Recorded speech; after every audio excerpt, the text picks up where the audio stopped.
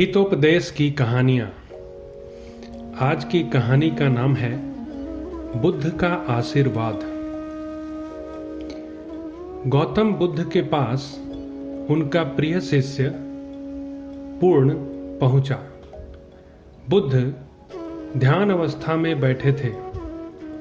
पूर्ण के पहुंचने पर उन्होंने आंखें थोड़ी सी खोली और पूर्ण से आने का कारण पूछा तो उसने कहा, मैं धर्म प्रचार के लिए जाना चाहता हूँ, आपकी आज्ञा चाहिए।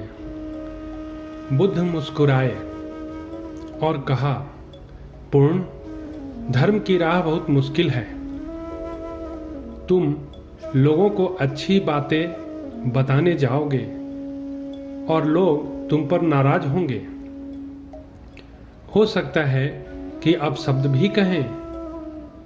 इस पर पूर्ण ने कहा, कोई बात नहीं, मैं यह सोचकर उनकी बातों पर ध्यान नहीं दूंगा कि उन्होंने अब शब्द ही कहे, पिटाई तो नहीं की।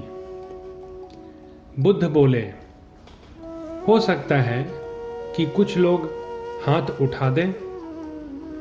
पूर्ण ने कहा, तब मैं यह सोचकर उन्हें क्षमा कर दूंगा कि उन्होंने मुझ पर शस्त्र से प्रहार तो नहीं किया। बुद्ध फिर बोले, हे पूर्ण, हो सकता है कि कुछ लोग तुम पर शस्त्रों का भी उपयोग करें। पूर्ण ने उत्तर दिया, तब मैं यह सोचकर उनके प्रति कोई प्रतिकार की भावना नहीं रखूंगा कि उन्होंने मुझे मारा, पर जान से तो नहीं मार डाला, मुझे जीवित छोड़ दिया। बुद्ध ने फिर कहा, और यदि तुम्हारे प्राण ही ले लिए तब?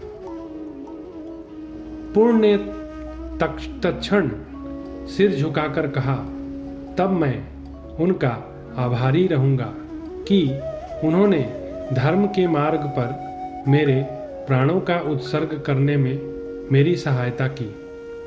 मैं उनके प्रति कृतज्ञ रहूंगा। तब बुद्ध ने आंखें खोली और आशीर्वाद देकर अनुमति दी तथा पूर्ण से कहा, अब तुम धर्म प्रचार करने के पात्र हो।